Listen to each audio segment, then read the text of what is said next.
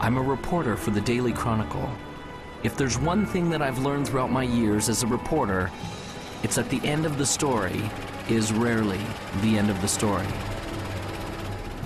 In fact, sometimes it is just the beginning. This is a story that was the beginning for me. Although we only met for a brief moment and there was only one word exchanged between us, my life was changed forever. Hello, I'm the reporter from the Chronicle. Come in. Thank you. The interview was with Vincenzo Vivaldi, the world's foremost violinist and composer. I admit I didn't know much about him, but I had my questions at the ready. How did he become such a success? How did he create such a legacy? And what inspired him to learn the violin?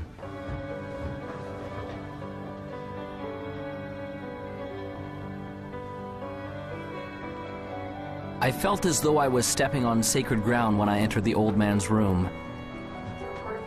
I could feel that his time to depart was drawing nigh.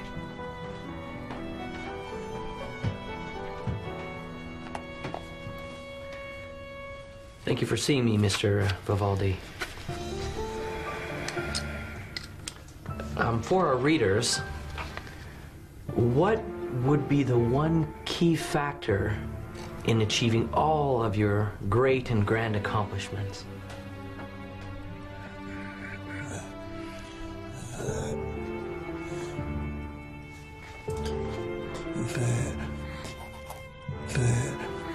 The Opus.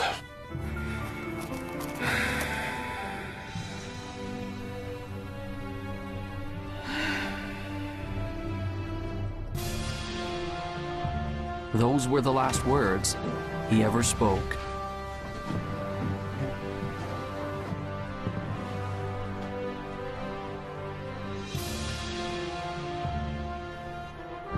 As I left the house that day, I now had a greater question than when I had arrived.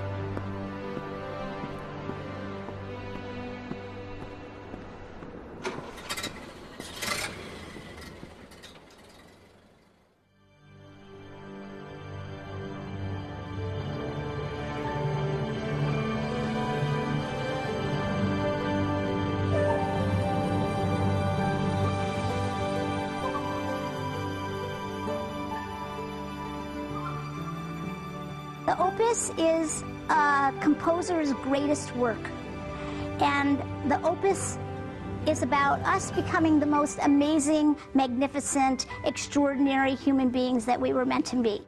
You and I are here to do magnificent and magnanimous things. You're here to create, and you're here to contribute, and you're here to connect at a high velocity. Everybody deep inside has a dream and a vision and a calling and an inspiration that they're here to do. Anyone can do this, and it almost sounds cliche. Everybody says, oh, you can be whatever you want to be, you just got to have the dream. And all of that's true. Unfortunately, it has become cliche, and people have stopped listening to it. The best way for you to predict your future is to invent it. It's up to you.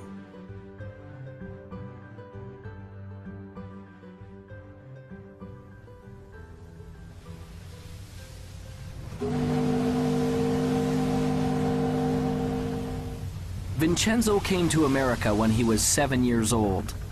He came from the old country, Europe. When he got on board the boat that would take him to America, he had no idea he was about to encounter two things that would change his life forever. One was a new country. The other was a teacher and a violin.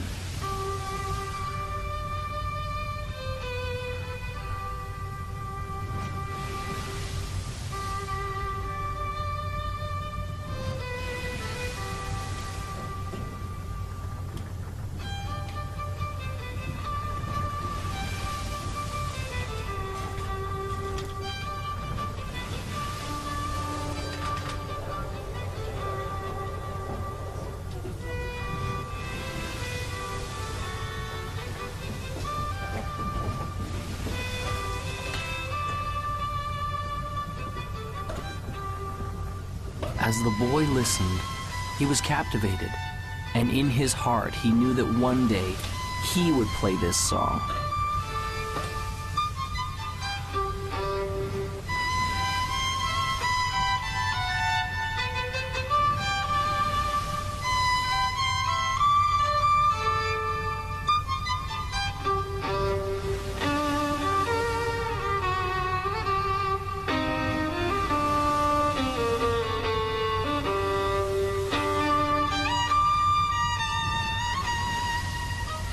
Vincenzo said that he wanted to play like that one day. Do you really believe that? Do you really believe you can? The old man asked. The young boy replied, yes. That is the key to unlocking your opus. The old man smiled and told him that he had just begun on the road to becoming great. He gave Vincenzo a notebook and told him to write down exactly what he wanted and to keep the book with him always. Vincenzo wrote that one day he would become one of the greatest violinists the world had ever known. The old man put his hand on the boy's shoulder. When you get there, don't stop. Remember, your opus isn't what you do. It will be the legacy of what you've become.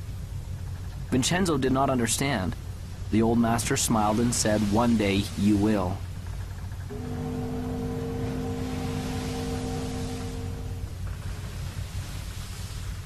As Vincenzo left the old man, he was grateful, for he had been given a great gift.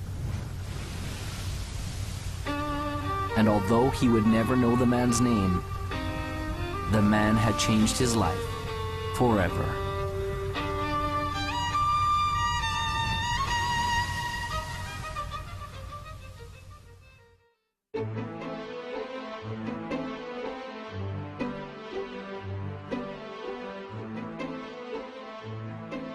Vision is all about who you've decided to be, as if you had a magic wand that you could wave over your life, that you could actually be and do and have everything that's important to you, where you could be fulfilled and you could be in rich relationships and you could be abundant, attracting wealth and all the great things that we all want in life. You know, you can start your, if you will, your path at a very early age or start it much later in life. I don't think it really matters when you start. But I think what you should try to be thinking about and looking for is something you just love to do, something that really gives you energy, you've got a passion, and that you feel you can commit yourself to. Some people get into vision and purpose and they make it so huge, or they think it has to be so big, that they scare themselves and they almost freeze themselves. They don't come up with anything. Your vitality in life is directly proportionate to the vividness of your vision. And when you have a clear vision, magnetic things occur, and you draw into your life amazing synchronicities. People, places, things, ideas, and events start to synchronize in your life to help you fulfill your vision. The law of attraction just says that anything we think, feel, say, and do, we attract to us. So we're always creating through what we're putting out in our thoughts, our feelings, our words, and our actions. A very common misconception about the law of attraction, people learning it, is that it's all about positive thinking, and it is not. Positive thinking is obviously, probably more beneficial than negative thinking, sustained negative thinking. But positive thinking can mean just that you're thinking about things that would normally make a person happy. But if you're not truly emotionally involved with your thoughts, you're not really having an attractive power. In other words, if you're visualizing a car, or you're visualizing a house, or you're visualizing lots of money, or whatever your version of success is, but you don't have any real feeling about it, that is in alignment with that. In other words, if you don't feel positive about those thoughts, you're actually not attracting anything positive. It's the feeling that powers our thoughts. The Institute of Heart Math, which is the most widely recognized research institute on the heart, has shown that our hearts have an energy field around them that's 5,000 times more powerful than our brains. So this is the real power source for people. And when we want something from our head, it can only go so far. But when we power it with the feeling in our heart, the feeling of knowing that I can get it, the feeling of love behind that thought, then we are moved to the inspired action that will bring us what it is we're wanting. Anytime we set goals that are not congruent with our highest values, we're going to tend to not stay focused on them. We're going to keep going back to what's truly important to us. And so it's very crucial to set objectives that are congruent and aligned with the highest values, because when you do, you don't require outside motivation. You're inspired from within. I work with teens every day. I've worked with thousands of teenagers all over the country. And what I know to help teenagers love and believe in themselves and have that success-driven vision that so many adults have is the very first thing you have to do is be original. Be yourself. Don't conform, don't transform. Find your own original gifts. You have them, you have so many, and lead with those. Belief in yourself is the first step to anything great. If you don't believe you can do it, you're finished even before you get to the starting line. You see it all the time in grade school. The kids line up to run the 100-yard dash. They all start off pretty good, but as soon as one or two of those kids pulls ahead, you see a few in the running literally slow down and sometimes stop. That's because when those kids see someone pick up speed, they begin to doubt that they'll ever catch them. And their brain says, what's the use? And suddenly they believe it. Here. And everything slows down.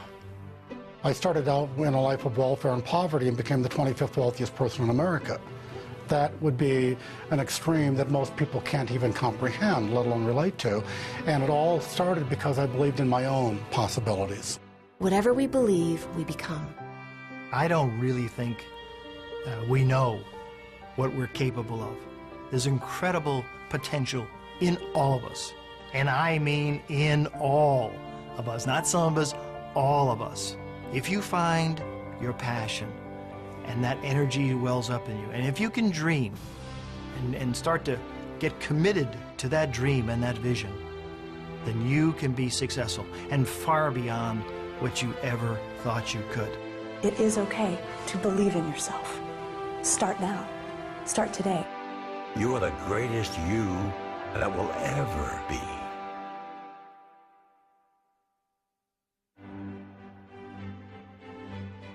Vincenzo had set a goal.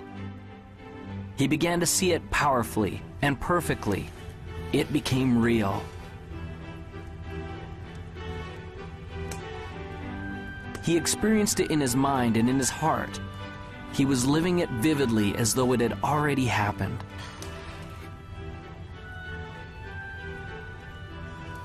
This gave him the momentum to begin.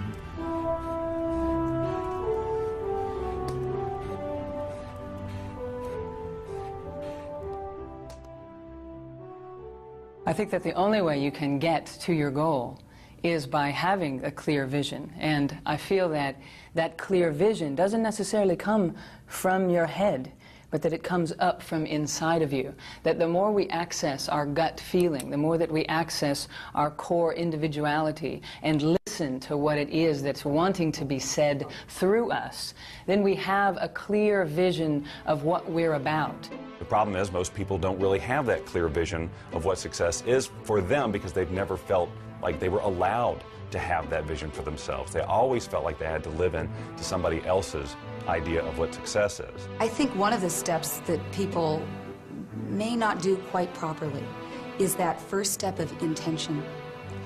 So many times people's intentions are coming out of a feeling of obligation or I should. When I find that people really stop, which is a hard thing to do in our society to stop, but it's the thing that is most required for us to stop and turn inward. Someone asked me one day, if you could have anything that you wanted, if you could have your dream life, if it could look any way that you wanted it to look, what would it be? And I was stumped, because I was so used to being good at responding to my difficult circumstances that I even honored myself for being able to make the best of a bad situation. So I would constantly have to wait for bad situations to come around in order to identify who I was and to feel my strength to be able to go out there and do something. And so when someone asked me, well, if you could just be on the front side of something like that and just have it be whatever you would want it to be, what would it be? And I couldn't answer the question. I thought, I've got some different kind of work to do. The only way you can get a clear picture of where you're going and to understand what it is that you want out of life, you must silence the restless thoughts that are going through your mind. And you have to ask yourself, what do I want? How do I feel? And where do I want to go? In the 1960s, President Kennedy suggested that NASA was going to put a man on the moon by the end of the decade. And NASA took the plan and they said, okay, what's success look like? Success looks like not man on the moon, but astronauts safely back on Earth. So they said, let's plan from there. So there's a group of scientists who looked forward to success and said, let's work backwards and put the plan in place. Now, the problem most of us have is we don't have a clear vision of what success is. I started thinking about the creative process of living your life as it relates to creating music, because I enjoy creating music, and I always have. And it comes back, and I saw the parallel so clearly between how the process is the same. When I sit down to write a piece of music, it's generally born out of some inspiration. You know, I don't work under the rules that you have to write this type of piece of music, it's got to be 30 seconds and it's got to be this beats per minute. You know, I have full, because I do it for fun, you know, I have full creative control, so I work from inspiration, just as we should work from inspiration in our lives. That is what should guide us. That is what it should help us to create our vision, this feeling of inspiration, not someone else's sense of passion or their likes or interests, but our own. I have a philosophy of life, and that is this. Achieving any type of goal in your life is 99% intention, 1% methodology. It's being crystal clear about what you want, and the how, the methodology, will show up later. When people talk of clarity, it often gets described as just writing down your goals. The most important element is often left out. That's finding your motivation. If you want to get to your goals quickly, you've got to have clarity on why you want it. What does it mean to you? Why do you need it in your life? And the stronger and more important the why, the more power you will have to pursue that goal.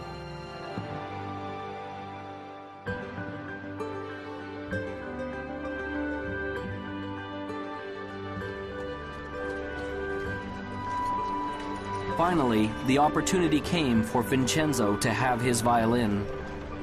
The moment he saw it, he knew that he had to have it. A loving mother felt the same way.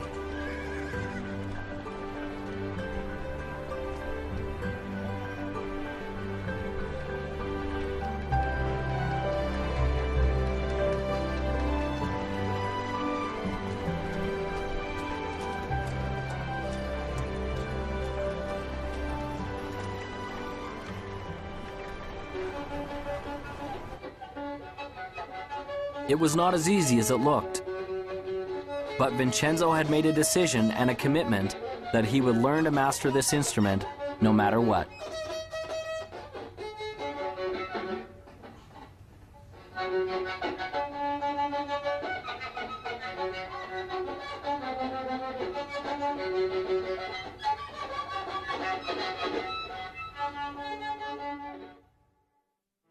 Finding your clarity starts from first setting goals, not just thinking them, inking them, writing them down, having that vision board. Put those things on your board, the way you picture your life to be, the lifestyles you want. It's okay to brainstorm it. Start with an idea, oh, I've always wanted to do this, and flesh it out. Really describe what you want your life to be.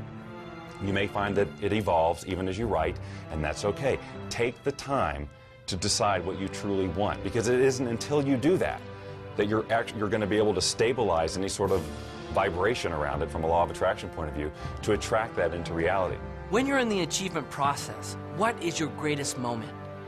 Some people think that it's when you're at the finish line, or at the top of the mountain peak, or when your bank account has finally reached that bulging, overflowing amount. If those are your goals, then those moments when you get there may be exciting, there's no doubt about that. But that isn't your greatest moment. Your greatest moment can be measured by three things that make it great. What moment will have the longest effect on your future life? What moment will carry the greatest future consequences? And which moment will have the farthest reaching impact on you and those around you? Your greatest moment, therefore, becomes the moment that you decide. Decision changes everything.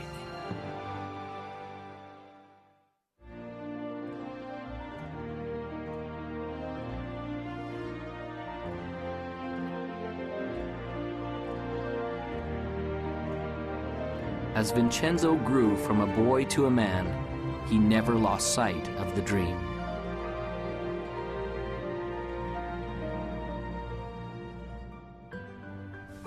Vincenzo worked and saved his money to pay for lessons for his violin. He's doing it again. Thinking about everything except what he's supposed to be doing. There were those who told him that his dream was impossible, that it could never be achieved. Still believes he's going to be famous. Ladies and gentlemen, the famous, one and only, time-wasting, daydreaming, broom pusher.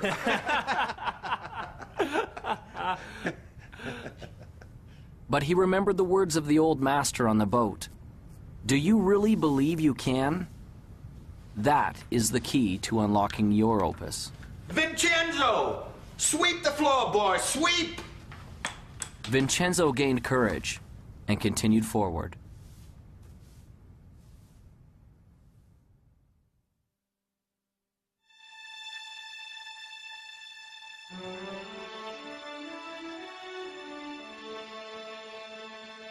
How do I get started? You just get started. Most people wait. They're waiting for their time. Wait till I know more. Wait till I do more. Wait till I learn more. Wait till my time is right. Your time is now. So just get started. You can't sit on the couch and eat potato chips and expect things to happen. You visualize and you materialize, yes, but you must act. A mediocre plan today is far better than a perfect plan tomorrow, because tomorrow never comes. We all know that New Year's resolutions last 30 days or 3 weeks or 3 days or for some people 3 hours. And that's a result of this great commitment. And what I want people to do is to step back and, interestingly enough, to essentially dial it down. Focus on what you can do, not what you could do. If you can't get the big picture, start with the small stuff. A decision isn't something you take lightly. It isn't a wish or simply saying, I'd like to. There will be no power in it until you say with clarity, I will do it, and attach that commitment to some action. What will you do to get things started? I'm a big believer in planning, partly because my first career was in the television industry. And if you don't plan a program, you're asking for a disaster. And that's not to say that you set a plan down that's absolutely rigid, but you put a plan down that you can then change and adjust as you need to when you're going through the production. Same thing with the writing of the music. I start with an end in mind in terms of how I want to feel, but I don't have every note already written in my head. That's what makes this process so fun and creative, because the minute you feel like you have to go here because that's where you said you were going to go in the first place, the song has to sound like this because that was my original vision, you cut off all sorts of possibility. You don't have to know everything before you get started. Top achievers never have all the answers, and they also don't wait for all the answers to come until they get started. They just get started. They don't let questions paralyze them. They understand how to face the unknown and have the courage to do new things without all the answers. They know that the answers will come, and they adjust their course with each step forward that they take. Most of the answers come in the action, not in the calculating. You've got to learn that too. When you're up against the unknown, remember this phrase. Top achievers are not perfectionists. They're improvisers. Get started. It's hard to start. It's scary. And I know I've seen in my own life that some people they're just waiting for everything to be perfect. There is no perfect time. You never have a perfect plan. But you need to move forward. If you're convinced and you're passionate, it will develop. Have some faith. It can happen. It will happen. You got to stay positive, but you got to keep moving forward. And you got to keep moving forward knowing you don't have all the answers. I wanted to be a fighter pilot my entire life, but back in 1986, there was an experience which pretty much dashed my hopes up against the rocks. Back in 1986, the movie Top Gun came out, and you'd think that would be a source of motivation for me, but really what it was everybody else at that point now wanted to do the same thing that I wanted to do. Everyone wanted to become a fighter pilot because they all wanted to be just like Maverick. And what I knew back then was I was a pretty average guy. I knew that the people who were ahead of me were smarter, faster, they were stronger, and I thought, man, I'm not going to be able to do this anymore because all these people now want to do what I want to do. You know, we're being honest here, so I'll just tell you, I mean, I failed kindergarten. And I don't know if you know what it takes to pass kindergarten, but you basically need to be able to stack blocks and not eat glue, okay? I mean, that's pretty much about it. So I failed kindergarten. I know that I'm a pretty average guy, okay? And I look at all these people who are ahead of me, and I'm thinking, man, there's no way I'm going to be able to make it. But, you know, I followed through with my dreams, and I pressed on. And what I realized through that experience was that I may have been in the 5th percentile on the bottom, but the 95% of the people who were above me never took any action. Often people have a great idea, and they get excited about it, and they go, wow, I'm going to go do this. But you know something? They don't do it. They think about it, they get excited about it, maybe for an hour, maybe for a day, maybe even for a week or a month, but it dies. They don't take action. They're really not committed. They're really not passionate for it. It's like a passing idea. And so one of the things to be successful, one of the most important things to be successful is, okay, you've got a dream, you've got a vision, you've got plans, and now you've got to go for it. If you believe in something fully, you take action. I always tell people the last 6 letters of the word attraction spell action, and most people are focusing on this part and they're not doing the doing this.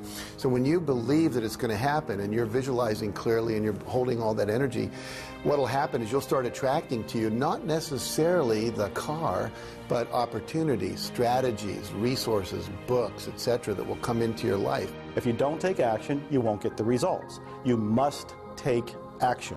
It may be very small, it may be very big. It's what I call inspired action because it's something that's coming from within you. You get a little knock at the door that says, attend this seminar, go to this movie, buy this particular book, whatever it happens to be.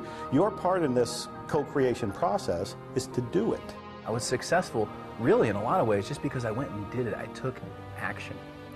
And so you're sitting here today, you've got a dream, you've got a goal, you've got an aspiration, you might have an invention, $1 million idea. And what's sitting between you and the execution of your dreams can be simply summed up in this: take action, implement. You grab the bull by the horns, you put the throttles up in afterburner, you live your life at the edge of the envelope, and you will be successful.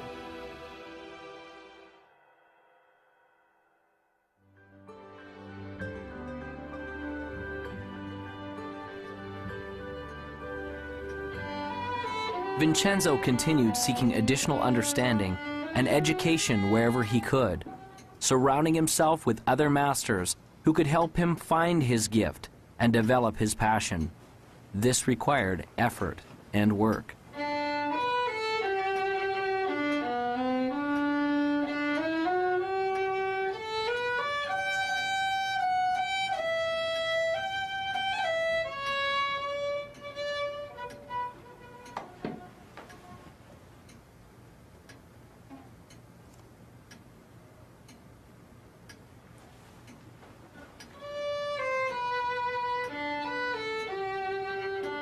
As he practiced and persevered, his skills became more fine-tuned, and the instrument began to sing.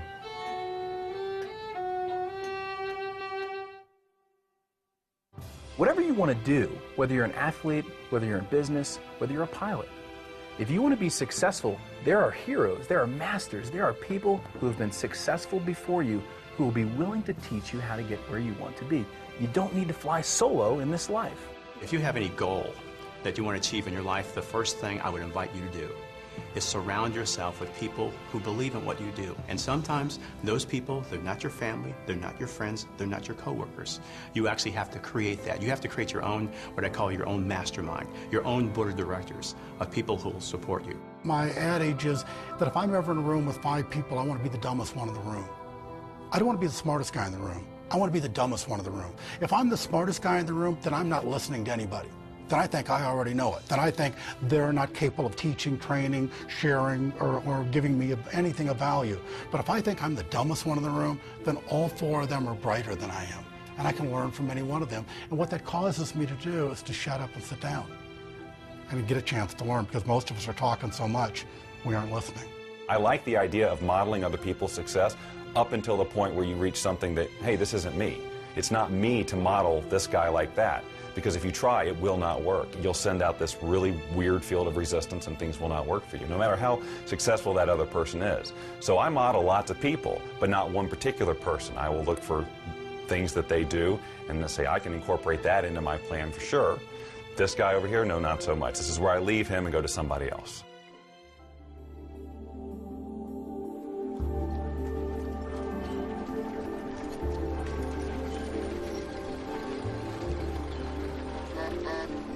Whenever there is greatness, there is also adversity. When we work, there will be obstacles. Vincenzo's obstacle came when he turned 17. One day, as he was walking to his teacher's to practice his violin, he found that his vision began to blur. Soon, there were great dark spots appearing before his eyes. And one day, he woke up totally blind. He could not see. This proved to be a big adversity.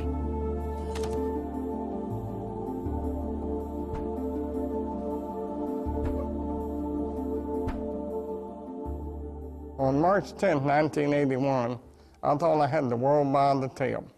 I was Mr. Egotistical. I was self-centered. I was center of the whole universe, and so I thought.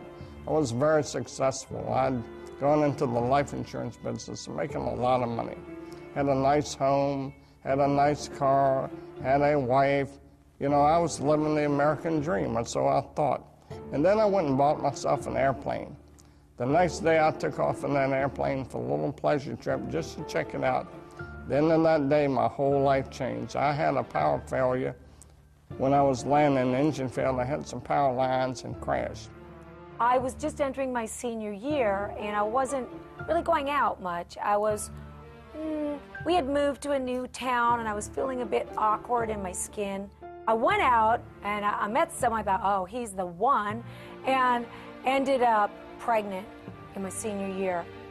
And if you want to be judged, I was going into a school where there were nuns, and they were convinced, and so was my entire school system, that found out I was pregnant in my senior year, that I was going to go to someplace with the letter H and 3 letters that followed. And it took me a long time to regain my self-esteem.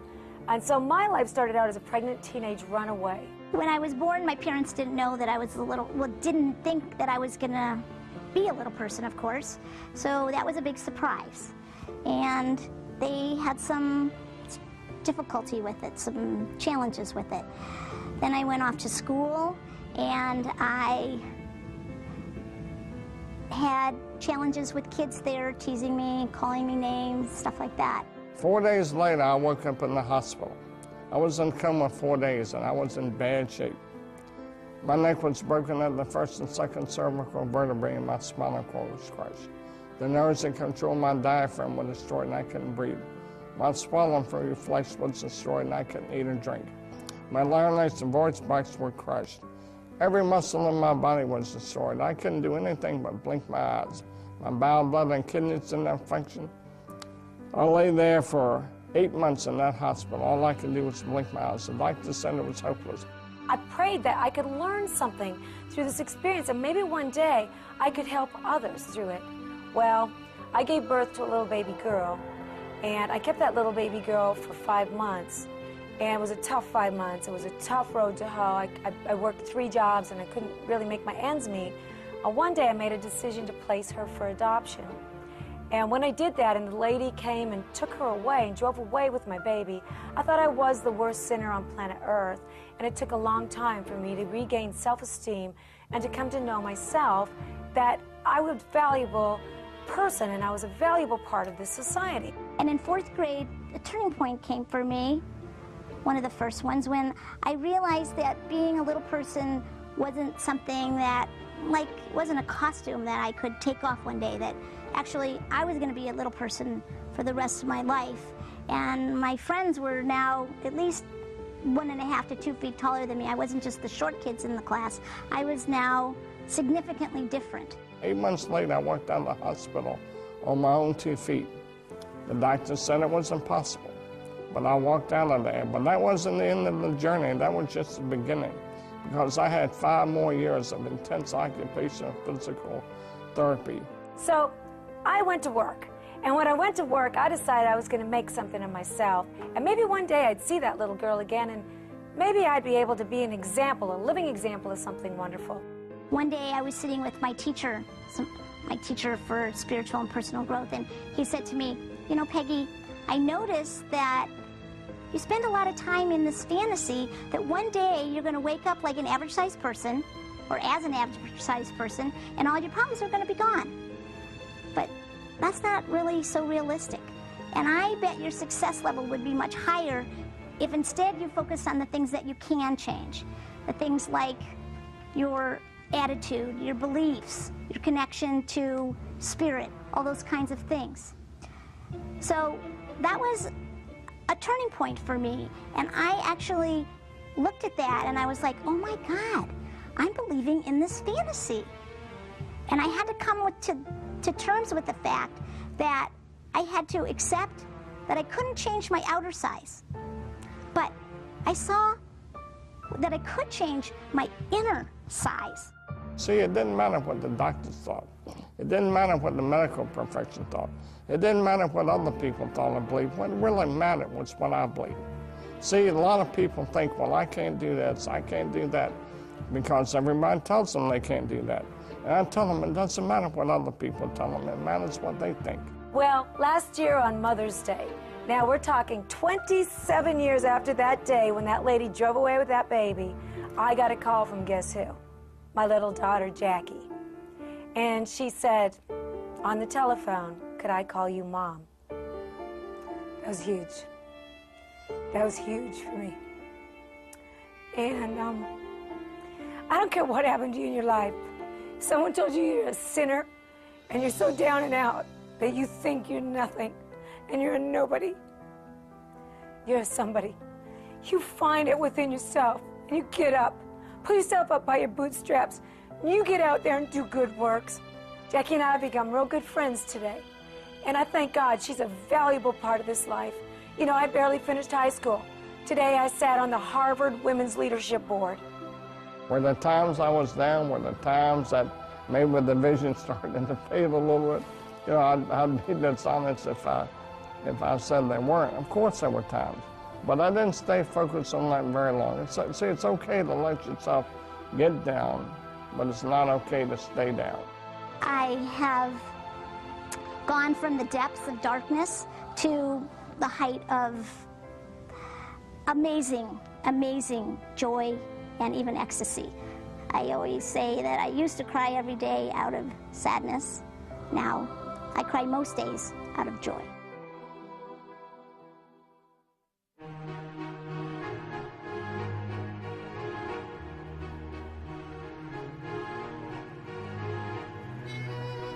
Vincenzo continued to practice his instrument.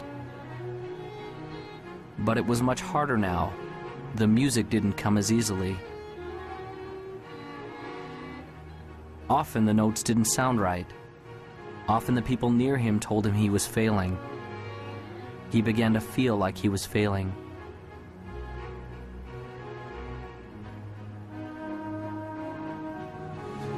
I can't.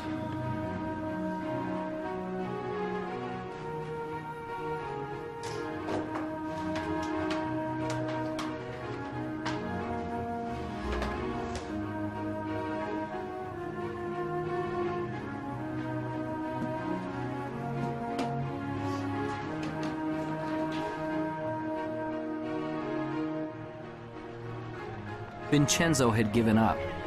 He felt like he had been robbed of the gift he had been given.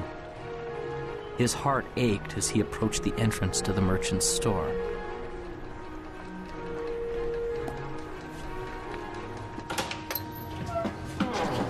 Hi, Vincenzo. A surprise. What brings you here? I'd like to sell my violin. Those were the most painful words that he had ever spoken. Are you certain about that?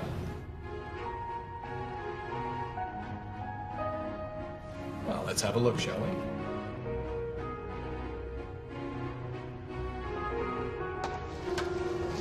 Oh my. Isn't this the same violin I sold you many years ago? And you want to bring it back to me? Yes, I do. Well, I'm certain you've kept it in fine condition. But I really have to know that it works. So, would you do me a small favor, Vincenzo? What's that? I wonder if you would play a little bit for me, Vincenzo. I don't have my music with me. Sometimes we don't need sheet music. Sometimes music is in the soul. So, just once for me? Reluctantly, Vincenzo took the violin and, placing it properly in position under his chin, he began to play.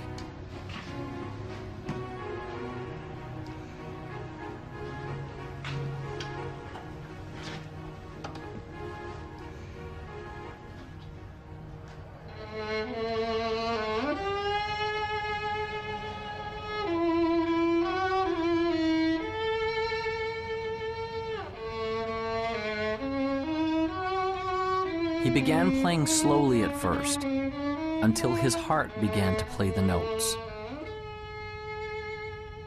As he did, something magical began to happen. He began to feel the power of the music once again.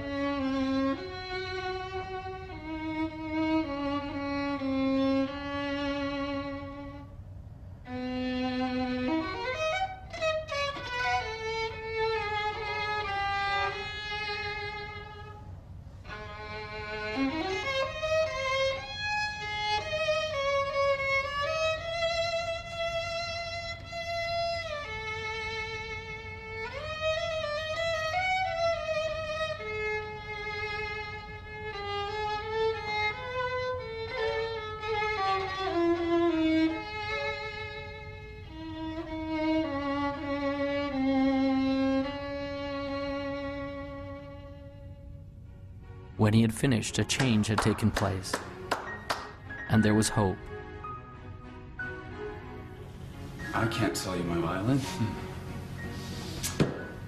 I thought as not. You keep the violin, Vincenzo, and play, all right? Vincenzo left the shop with a resolution that he would never again give up on his dream.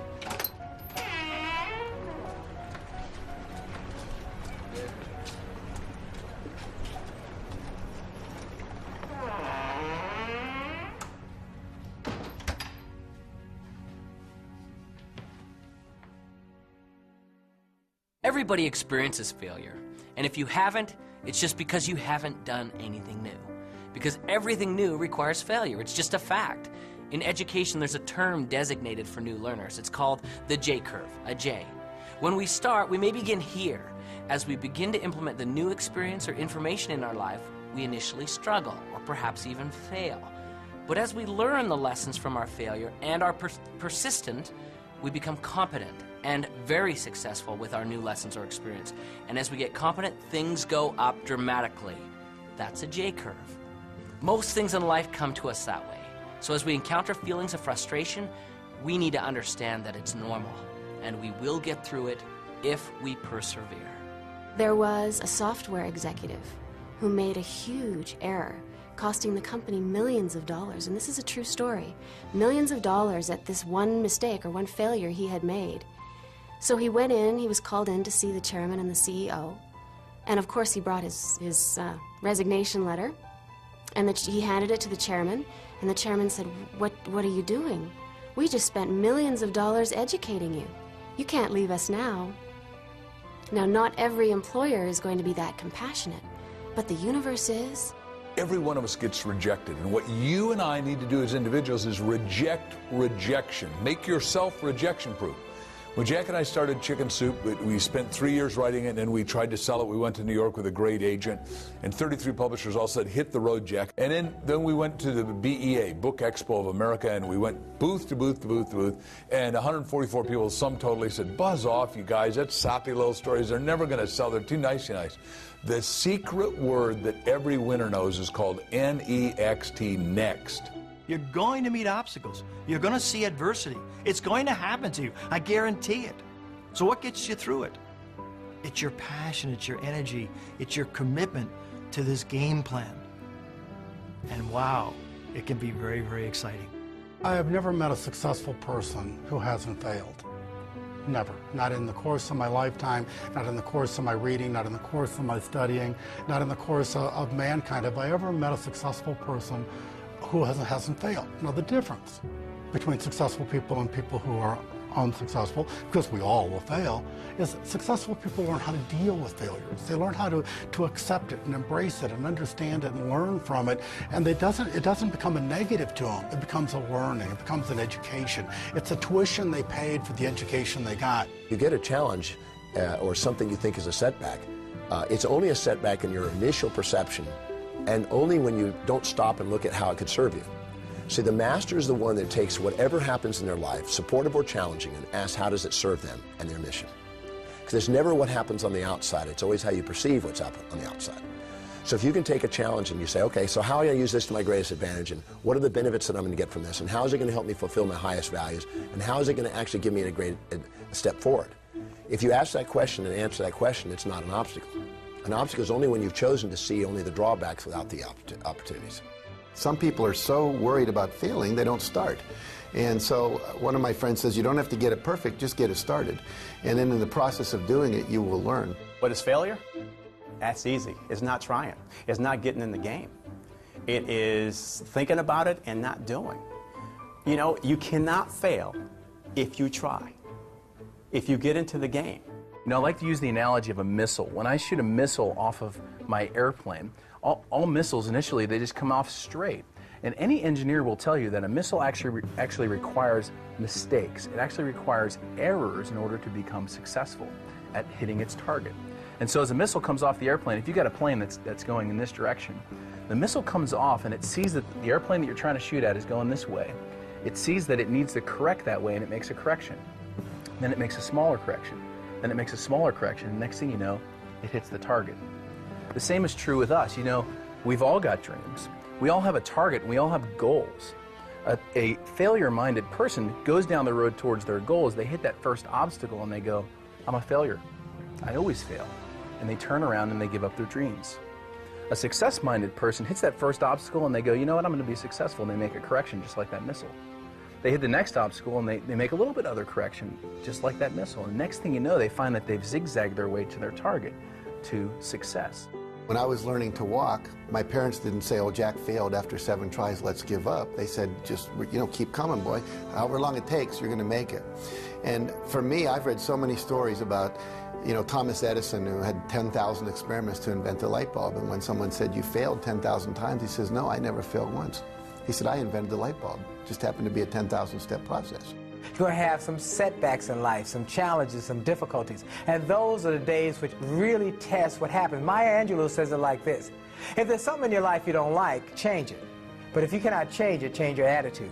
That is why it's critical for you to work on your attitude and start to have a reservoir from which to draw from before you need it, because you're going to have some days which test you, which try you, which really push you to the edge. And those are the days that you need to make sure that you have a positive outlook, a positive in-look, and a positive uplook, that you are thankful and grateful for all things, even the challenging things, because it is through the challenges that we grow, that we stretch, that we start to become all that we can possibly become. In our society, so often we focus on problems and obstacles and challenges and failures, and those kind of things paralyze us. They cause us to stop because we can't really see beyond that. But the truth of the matter is, if we look carefully, we'd see very clearly there is no such thing as a problem. Everything is a puzzle, and there are answers to puzzles. So when you run up against something that you're not sure of, doesn't mean it's a problem, doesn't mean you can't get around it. You just need to find the right answer for that puzzle. I've decided that every single thing that happens is a success. Everything. There's a learning experience, maybe I achieved whatever the goal was, but I'm going to go after something else. I just learn, grow, and go.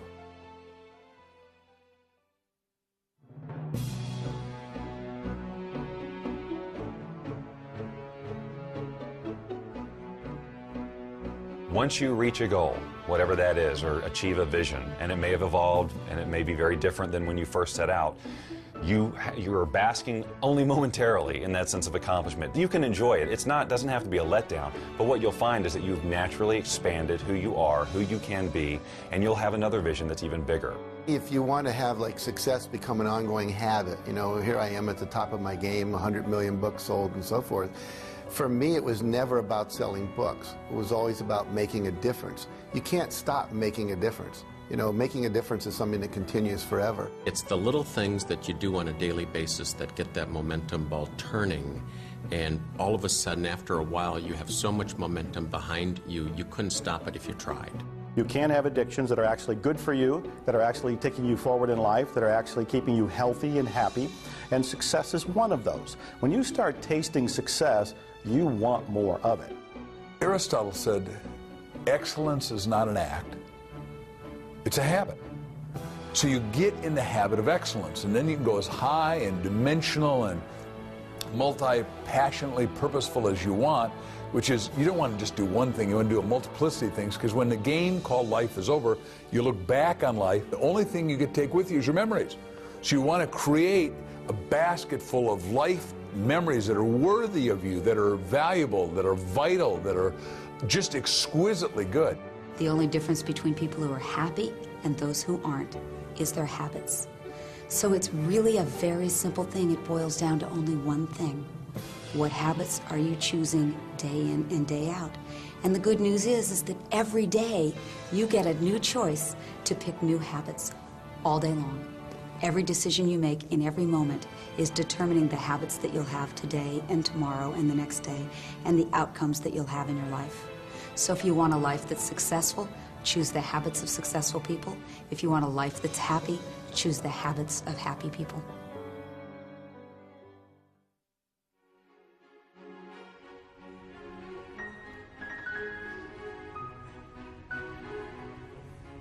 Well, thank you all for coming tonight. It's a pleasure to know you're out there. We're going to be playing a piece. Slowly, Vincenzo was offered opportunities to perform his music at local venues. Although these locations were not ultimately where Vincenzo wanted to be, he poured his heart into each of these performances. Each of them was a step in the right direction, and he let his passion shine through from the beginning.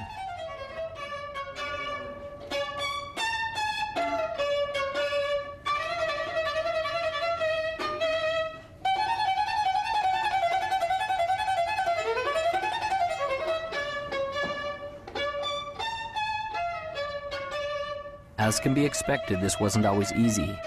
There were times he was afraid, but as he faced each challenge and each frightening moment, he seemed to build momentum and increase in his greatness.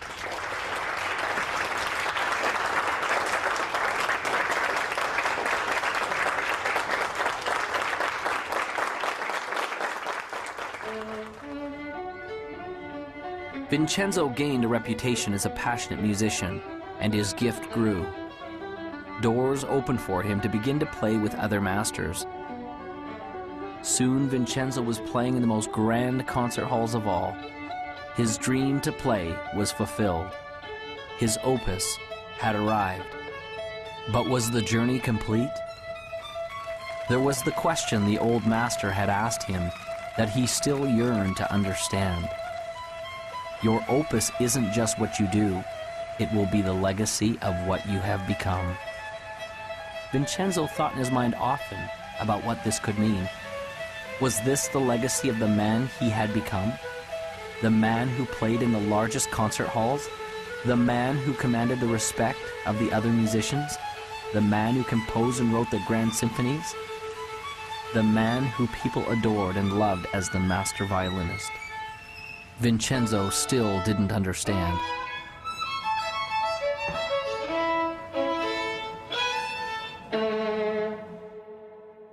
I think we have in our own DNA, sort of this need, if you will, of assisting others and helping them move forward towards their own goals or vision. And some of the greatest rewards in my life have been watching the success of others that I have been associated with. Henry James said that nothing of the senses will ever satisfy the soul. The only thing that satisfies the soul is gratitude and love. And when you have gratitude and love, whatever you're grateful for, whatever you love, you get more to be grateful for and you get to have more love. And so the second you achieve something, you're automatically yearning inside and called inside to ever greater achievements. We're all here for what purpose? We're here to give, we're here to interact, we're here to create, we're here to love and to support. And those are all giving things. Most of the successful people that I know have a basic fundamental philosophical foundation that says giving back is the key to success. A friend of mine asked me recently, he said, what's the purpose of the universe? Now, no one had ever asked me that. You know, life purpose, corporate purpose, all that. What's the purpose of the universe? And I went back to my physics and I thought, well, what is the universe doing? It's expanding. Ever since the Big Bang, it's expanding. I said, well, is it to expand? And he said, absolutely. And he said, anything you do that helps people, corporations, countries expand, you're in alignment with the universe. And when you're in alignment with the universe, the universe will support you. It'll give you the resources you need. Anytime you cause contraction, you cause conflict, then you're against what the universe is about. When we feel expanded, it's the universe's message of saying we're on course. When we feel contracted, it's the universe's message saying that we're off course. So as we're moving along, we always move towards that which is making us feel expanded. Service, there is no higher purpose. It's all about giving back. When you focus on giving, you receive, and that's how the law of attraction works. Ultimately, what we contribute is a reflection of who we are inside. And the more we contribute back to the world around us, makes us more inside. Think of your happiest moments. Got it? I'm confident that it will have very little to do with accumulating wealth, and it certainly wasn't a moment where you were alone in your room watching TV. I'd be willing to bet that it was a moment where you did something for someone that they could not do for themselves, or when you helped someone realize a dream, or you shared a little of you, the real you. And in the end, isn't that what life is all about? It's never about what you had. It's about what you did and the difference you made while you were here.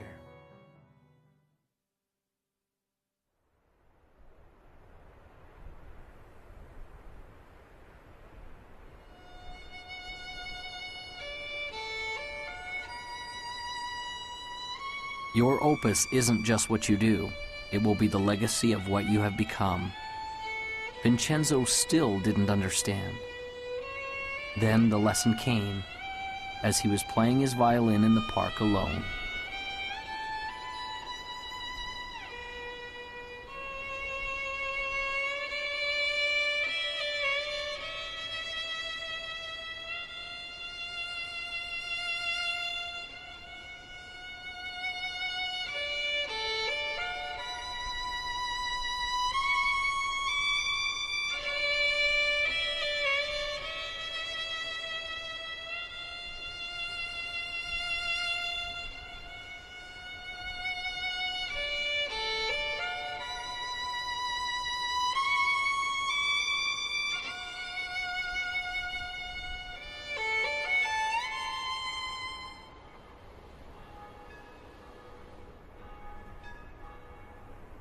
And so Vincenzo passed along the message that had changed his life.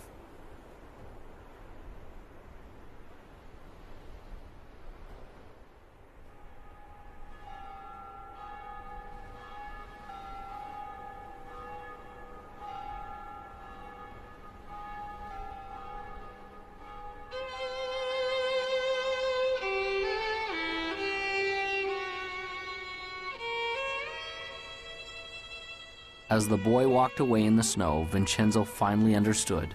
It was almost as if the voice of his old friend, the master, came to him. Remember, your opus isn't just what you do. It will be the legacy of what you have become. Imagine, if you would, a hot summer day in the year 1944. Campus, Morehouse College. Dr. Benjamin Mays, the president of the college, sits at his desk. There's a knock at the door. He says, "Come in." He sees the door swing open, and a man and a teenager are in the doorway. He runs to grab the hand of the man, Martin Luther King Sr., Daddy King. Daddy King steps in and says, "Dr. Mays, I'm not going to take a lot of your time. I just came to introduce you to my son, Marty." We call him ML. His real name is Martin Luther King Jr. He's 15. He's going to college here in the fall. Very bright boy. But he's missing something, and I need a big favor. No, I don't need tuition that's bigger than that. No, I don't need room and board that's more critical than that. I came to ask you, would you teach my son how to dream? Please teach my boy how to dream. And Dr. Mays gave young Marty a piece and said, young man, read this piece every day, and it'll change your life. And he read it, and it changed his life. And I got hold of it, and I started reading it, and it changed my life. It's so profound, yet so simple. It simply reads, it must be borne in mind that the tragedy of life does not lie in not reaching your goals. No, no, no. The tragedy lies in not having a goal to reach for. It is not a calamity to die with your dreams unfulfilled, but it is a calamity not to dream. It is not a disaster to be unable to capture your ideals, but it is a disaster to have no ideals to capture. It is not a disgrace not to reach the stars, but it is a disgrace to have no stars to reach for. Not failure, but low aim is sin. You've got to dream big dreams, impossible dreams, dreams that will make a difference, leave a legacy, and a dream that will be your opus, your reason for coming to this planet. I truly believe that all of us are very special. We all have some unique, different, wonderful qualities. We shouldn't compare ourselves to others and say, well, they're so much better. We need to find our own special gifts. And as you find those gifts and you become passionate about those gifts, you move towards those gifts and take action. So if you've been watching the Opus, the time is now to take action. No more praying, no more wishing, no more hoping that great things will happen to you. Move forward, take action, become successful. We are all creating our own opus. We will all leave that legacy.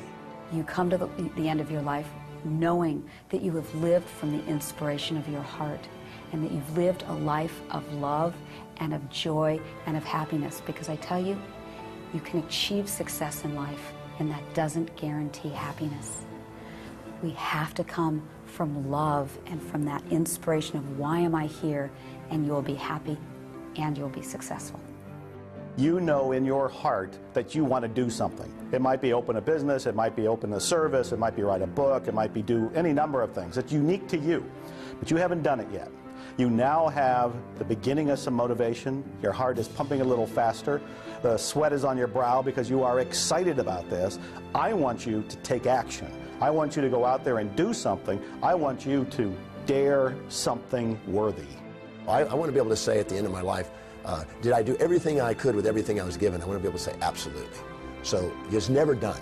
As long as you're green, you're growing. As soon as you're ripe, and you're raw. The joy in your life, the passion in your life, and the success in your life will come when you're brave enough to say, this is me, and then go be that person. Most people tiptoe through life hoping they make it safely to death. And life is more than that. It's more than just tiptoeing from the time you're born to the time you die, making it from day to day. It's much more than that. But yet, most people never realize that. I know that I'm not just a body and a personality, that there's something much, much deeper and greater and actually magnificent inside of me, something extraordinary. And the more that I live from that place, the more that I'm able to see inside of other people that they're extraordinary, that they're awesome, that they're amazing. And the more and more I live from that place, the more I see that each moment of my life is amazing and magnificent. That is the gift that's come out of my challenge. That is my opus. Now you have the tools. You have a vision. You believe you can do it. You're clear and you know why you want it. You have a first action to get started with. You know where to go for help, and you know failure can't stop you, only slow you. You are the composer of your life, and your greatest moment is before you. It is decision. What will you decide to do now? What will your opus be?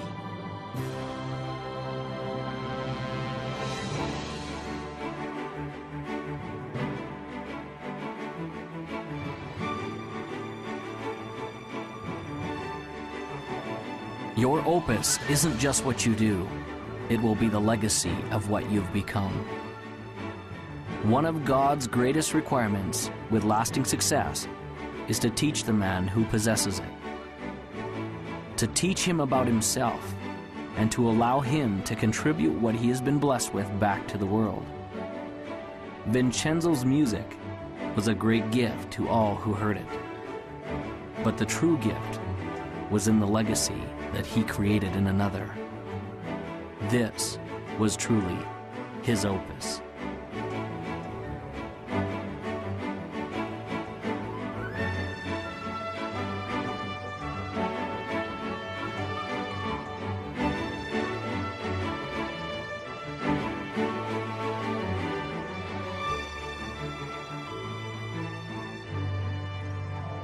And now, as time passes, there's a question that each of us must ask ourselves.